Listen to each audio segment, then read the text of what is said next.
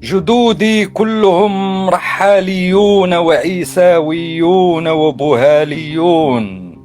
غادي نشري سطافيط خضراء موديل 68 باقا مزيانة،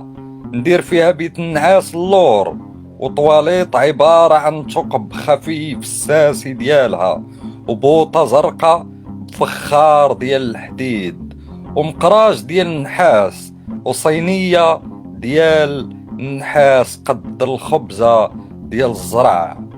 وبراد صغير مكوي بالدون، وكاس واحد ديال حياتي نشرب فيه كل شيء، اتاي وروج ونهرس بيه السكر، وكاشة تصلح حتى زربية وحتى خيمة،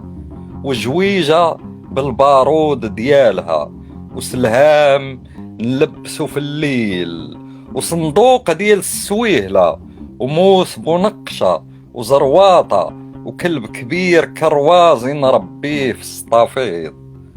وغادي نبدا ندور على السواق والسادات والمواسم، نقلب على واحد الرحالية كدير الحلقة هي وباها وامها وخالها وخالتها، كتشرب المطايب وكتبخو على الناس، خدودها شهدية وعينيها مخلوضين بالخضر النعناعي والصفر البرقوقي، وشعرها حرير كبالي مشعكك، سحراتني بالشوفات ديالها في موسم مشراقة، ما بقاش يديني النعاس لا ليل ولا نهار، وليت غنحط راسي على المخدة نسمع الجدبة،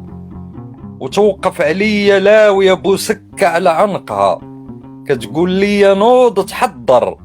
نوض تشرب المطايب، نوض جبد اللفعة من غارها، نوض تولي رحالي، نوض تولي عيساوي، نوض تولي بوهالي.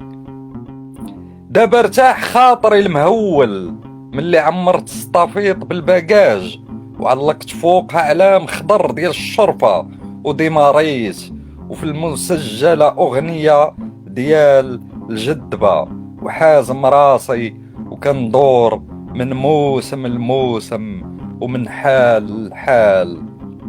ملي كنودعو شي موسم في العشية بين الجبال، وكنبعدو في الغبرة في العشية في طريق عالية كلها فراجات ديال التراب، كلبي كيطل من السطافيط كيشوف الضريح بحزن، وكينبح على نار الفراق. سبحان العالي يا الحبيبة، صورك ودارك في بالي يا معذبني.